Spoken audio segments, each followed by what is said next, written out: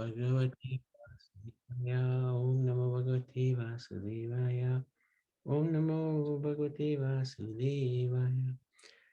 So we're continuing with the Damodara Lila and chapter 9 of the 10th canto, and we are at chapter 4, or verse 4, sorry. Yeah, I go for it.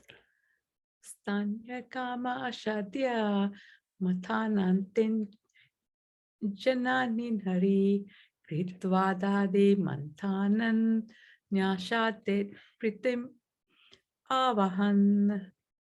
While Mother Yashoda was churning butter, Lord Krishna, desiring to drink the milk of her breast, appeared before her. And in order to increase her transcendental pleasure, he got hold of the churning rod, began to prevent her from churning. Okay. So there you go. There's Krishna stopping Mother Yashoda from churning the butter. He just woken up. Yashoda Mai greeted her, Lala. Oh, my beloved son, you're awake. How wonderful. But still continued to churn. Krishna placed his other hand on the churning rope and made it known he wants to drink her milk. Charmed by her son, Yashoda Mai embraced her darling son, placing her hands under his arms and raised Krishna to her lap. Extraordinary. Gazing for a moment at the indescribable beauty of her son, she drank that beauty through her eyes and was about to nurse when she stopped and pondered. Why does my son look so different, so beautiful, and in ways I have never seen before? Has he changed in some mysterious way? Or is it I have never really looked at him so deeply? Is this really Krishna? It appeared he was made of blue lotus and scattered with different beautiful flowers. She drank in the nectar of his face. So this is quite an interesting section of this chapter because she would see him every day. She would be sleeping with Krishna. So how is it that she didn't recognize him? Because Krishna's beauty and qualities are always increasing. The dynamic.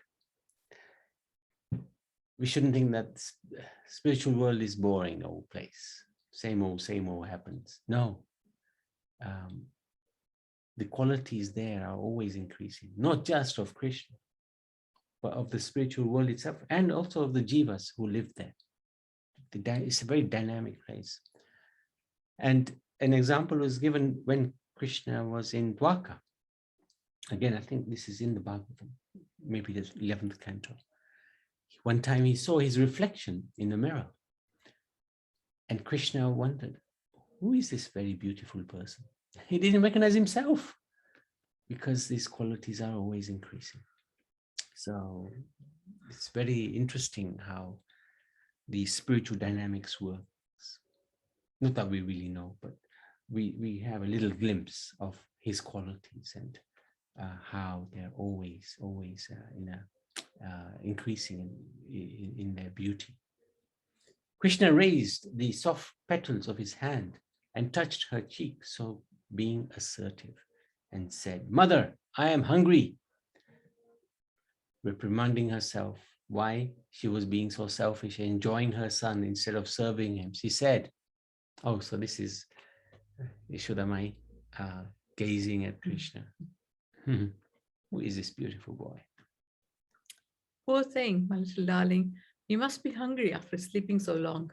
Krishna had been fasting all night and said, I am very hungry and I am very angry. Yashoda Mai, smoothing Krishna's hair with her hands, asked, Why are you angry? Because you are churning butter instead of giving me your milk. If you hadn't stopped, I would have broken the churn. Oh dear. But darling, the butter is meant for you. That may be, but butter is for later. I am hungry now.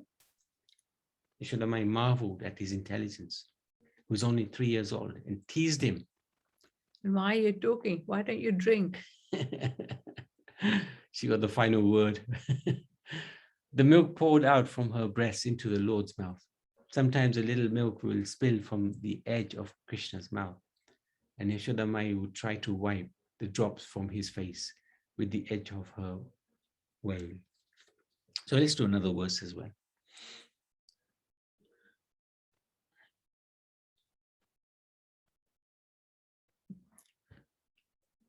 Tamman kamarudam apayayatstanam snehasnutan sasmitan ikshati mukham pritam utsrija javena sayayava utsijamane payasi twadishte. Mother Yashoda then embraced Krishna, allowed him to sit down on her lap, began to look upon the face of the Lord with great love and affection. Because of her intense affection, milk was flowing from her breast. When she saw that the milk pan on the oven was boiling over, she immediately left her son to take care of the overflowing milk, although the child was not yet fully satisfied with drinking the milk of his mother's breast. There you go. You take this, just see what he's going to say. So there's Mother Yashoda feeding baby Krishna. Seeing the mark of Srivatsa and the sign of Lakshmi on his chest, she would try to wipe them away as well, thinking them to be milk. But when she wouldn't be able to, she would whisper, "You're such a mysterious little boy." In the mundane world, the infant is the recipient and the mother the benefactor. But in this sacred exchange, the original maternal relationship, Krishna fully reciprocated with Yashoda Mai, giving as much as he was taking, and perhaps even more. So in this world, we know that the mother gives and the child takes. That's just the way it is. But the spiritual relationship is different. Krishna gives, even if he's in his Bal Gopal form, he always gives back to his devotees and more than they can give him. It's said, Guru Maharaj used to say this, you can ask with your 2 hands, but when Krishna gives with his 8 hands, how much are you going to take? Krishna gives so much. What was Krishna giving? And how was he doing it? Simply by Krishna's touch, Yashoda Mai's bliss increased immeasurably. Krishna always entered his mother's heart, wherein she not only felt the bliss he was enjoying, but also the love for her that he was radiating. So the love is directed in both directions. The devotee loves Krishna, but Krishna loves the devotee.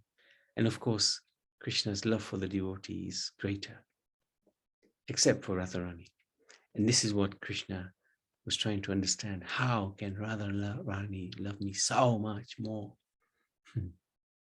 As a result, they both became ensnared in a kind of spiritual rivalry in which each spontaneously outdid the other in mutual offering of ever-ascending love, culminating in each thinking the following. I shall die if I'm ever separated from him. How could I ever be without her? What an incredible exchange, eh? At that very moment, the personified Prem prepared to open a new chapter in the transcendental loving pastimes between the eternal mother and the divine child. A chapter which would be glorified by countless sages in countless books and give tremendous joy to the devotees. So this pastime, it's possibly one of the most recollected pastimes on which so many spiritualists have meditated and commented on. It's one of the most extraordinary pastimes. This pastime is so important and cherished. It is celebrated for a full month, not just a day. This was there was certainly an emergency. The personality of milk saddened to think that Krishna will not require her service. After all, how can one compare to the ambrosial milk flowing from Yashoda Mai's breast into the lotus mouth of the Lord?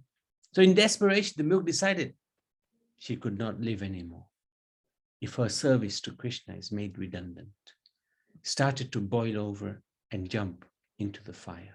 The maid had put too much wood on the fire. The stove became too hot and the milk was boiling over. So that's the external reason that the milk overflowed. But the internal reason is the milk is a personality, fully conscious. And when the milk was seeing the competition from Mother Yashoda's milk, she thought, why bother? Why bother living? In a desperate attempt, she tried to jump into the fire. Yashoda Mai saw the milk was about to overflow. She lifted Krishna from her lap and placed him on the floor. With that, she raced off to the kitchen. Wow, what a big move that was. Krishna was shocked. Feeling hungry and neglected, he bit his lower lip and stamped his feet in anger. After fasting all night, here he was, teased with a few drops of milk and then abruptly deprived of more. His stomach was pained with hunger, and at the same time, he was deprived of his mother's love. Double whammy. Anger rose with him and he began to growl like a lion cub. After all, he is Nrsimhadev. So, philosophers have argued whether Yashoda Mai did the right thing. So, I wanted to ask the question of the devotees as well. Did she do the right thing? Was she wrong in dropping Krishna? And, was she wrong in dropping Krishna and attending to the milk? Because she had Krishna in her lap. She was serving the Supreme Personality of Godhead. Should she had carried on and let the milk overflow? So I just wanted to get an idea. What do devotees think? You think this was the right thing to do for Mother Yashoda? Anybody like to comment?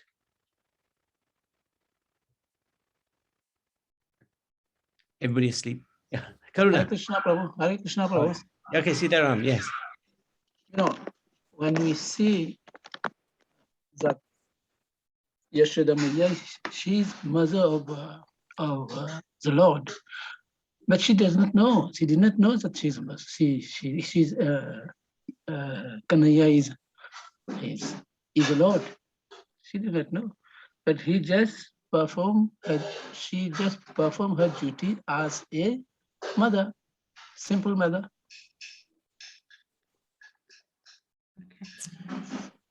Sorry, Sitaram, but just repeat that again. Krishna, he did what he did. He's a son. He has a right to ask something with his mother. But the mother is a simple human being. She does not know that the Lord is the Lord, that Krishna is the Lord. She just performed her duty as a simple mother, which I said previously. Okay, so she did the right thing. Yes. She did the right thing. That's what essentially you're saying, right? Because she, in her capacity as mother, did the right thing. Yeah, good. Dani, you also saying, yes. Go ahead. Hare Krishna. I think there was a hidden agenda by the Lord. I think he put her in that situation to do the Lila. Hidden agenda. Yeah, I like that response. Good. Karuna? Yes, Mother Yashoda is a great soul, so difficult to say that she has done something wrong. Good.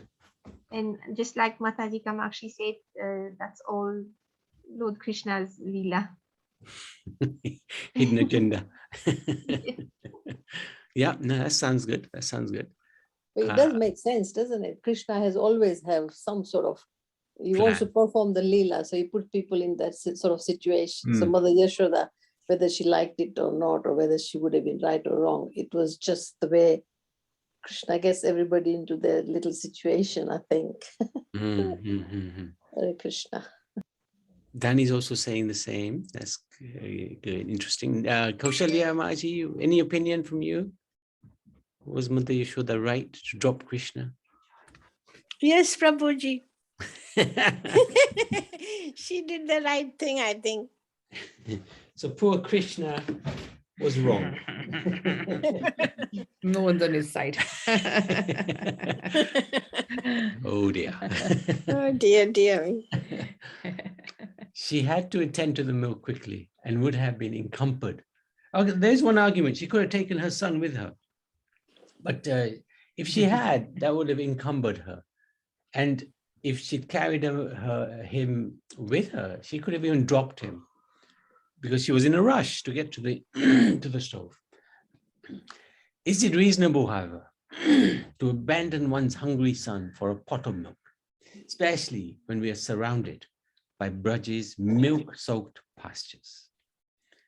And is it reasonable that this act was perpetrated by one who is known as the presiding deity of affectionate mothers? Others argue that for Yashoda Mai and Nanda Baba, their homes, their bodies, their relatives, lives are fully dedicated to Krishna. They consider everything to be his. Similarly, the milk is meant for Krishna. It is even more important than Krishna. Wow, that's a pretty heavy statement. How can the milk be more important than Krishna? How can that be? Okay, Yashoda Mai decided that Krishna's interest would be best served by saving the milk, even at the cost of his being hungry. So sometimes confronted with two equally important things, one must attend to one at the cost of the other. For a great devotee like Yashoda Mai, the proper intuition, and this is what Karuna was saying, on how to make such a decision is given to her by the Lord in the heart. How can she be at fault? However extraordinary her actions may appear to us. So she's a pure devotee, absolutely. And she's the mother of Krishna. How can she be wrong? We must remember in these pastimes, Krishna is simultaneously fully cognizant of his Godhead. So he's aware he's God. And he's at the same time completely absorbed in his identity as a child. He's both at the same time. This is very difficult for us to understand. How can you be both at the same time? So it's not that Krishna's consciousness oscillates between omniscience and innocence. No, they're both present parallel. They're parallel states of existence in which neither obstruct the unique mood of the other. Just as the Ganga and Yamuna flow in the same riverbed without mixing. So this is at Prayag, very amazing sight actually when we see the Yamuna, who's dark and darker than the Ganga. They flow together. They don't mix. They stay separate. There's also Saraswati, but she's hidden at this moment in time. So in the same way, Krishna stays separate. I mean, his consciousness states they're both there, parallel. He's there as a child, enjoying the Lila, and then he's also the Supreme Personality Godhead at the same time. Hare Krishna, Dandavat Prabhu, Nitai Gaura Hari Bol. Yes, oh, Surinder, you're here, fantastic. Please share, what do you think? Yes, Yashoda Mai followed the health and safety protocol, Prabhu, she was right. And we all have to learn from Yashoda Mai that we should not bring any child near fire or stove or boiling milk. She followed the health and safety protocol. So that's transcendental health and safety protocol she followed. She's very right. Nitai Gaura Hari Bol. So she presented the health and safety policy to Krishna, eh? Yeah. For all Sorry, of us to follow. It's sorry, for my dear us to follow the example. Nitai Gaura Hari Bol. No, that's a very good point, actually. Yeah, that's a really good point. I accept that point. Yeah. Yeah. I'm not sure if you would have convinced Krishna about that. But yes, good point. Thank you for sharing that. And I must have missed out Shyam Malini. What do you think, Shyam Malini? Was she right? As the other Prabhu said, I think, yeah, because she doesn't know that time she was just like, like a normal mother, and she wanted just, she didn't want the milk to overflow, and yeah, she did the right thing. She just went and did what is right, not to avoid any spillage of the milk. Yeah. Yeah. That's good.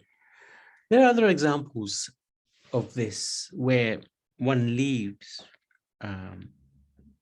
if you like, their position in order to serve the Lord. Like Prabhupada, when he was 69, he left Vrindavan to come to the West. I mean, that's almost unthinkable. Yeah, such an advanced age to leave the holy Dham where, you could die at any moment. In any case, you could die at any moment. At 69, that's even more so. But to leave the Dham and, your service in the Dham to come to the West. And of course, his Guru Maharaj had ordered him. But at the age of 69 to do that, it's truly extraordinary. So there are other examples where one leaves a certain service in order to perform a higher service. And sometimes these decisions are very difficult because you have to choose between one or the other. And Yashoda Mai made the choice. And of course, as an experienced, the mother of the Supreme Lord, she can't be wrong in her decision. And as Kamakshi says very nicely, Krishna had a hidden agenda. He wanted to perform this extraordinary Lila, which the reason he did that was when we remember this Lila, we see the sweetness of the Lord. We see the sweetness of his devotee, and that's how we become close to him. So it's really to entice us to become closer to the Lord. This is why these Leelas are performed by the Lord. Otherwise, he has no other business. He can do this in the spiritual world, no problem. All right, so we can stop there. Any other comments? Anything else? Surinder, would you like to share anything else? You always have some nectar to share. Everything okay, Prabhu. Very interesting. Please continue. Nitai Gaur Hari Bol. Okay. Anybody else? Anything to share or anything to ask? Okay, we can stop there. We'll continue with verse 6 tomorrow. Prabhuji, what do you think what Yashoda Mai did? Did Was she she do right right? or wrong? I think she was wrong. Because Krishna got very, very upset. But no, but at the end of the day, his upset was also his bliss. No, she did definitely the right thing. Because that milk is for Krishna. And once the milk is destroyed, that milk isn't going to come back. So she had to save it for Krishna, even if it was for the next day. No, she had to do that. Definitely. It was a good move. And of course, the way the Lila then transpires is such an extraordinary set of events that take place. And Mother Yashoda sort of faced the consequence of that act of leaving Krishna alone, to the extent that she was upset for many, long period of time because things happened. But again, there was a reunion of the mother and the son, which was beyond which exceeded the love that they had in the first place. It just multiplied the love between them, so many times over. So sometimes these Leelas take place, sometimes things happen. And we wonder, why did this happen? But actually the Lord has a plan. And the plan is usually to increase one's love for the Lord, and vice versa. So sometimes we just have to bear with it, like Yashoda Mai. We'll see in the future chapters how she had to bear through so much, isn't it? What do you think? Was it the right thing to do? Yeah. It was the right thing to do. Thank you, Prabhuji. Thank you, Jayanti Mata. Okay. Thank you. Thank you, everyone. Hare Krishna. Damodara Lila ki jai. Jai. Yashoda Mai ki jai. Jai, Hare Kartik Mas ki jai. Jai, Hari Bol. Hare Krishna.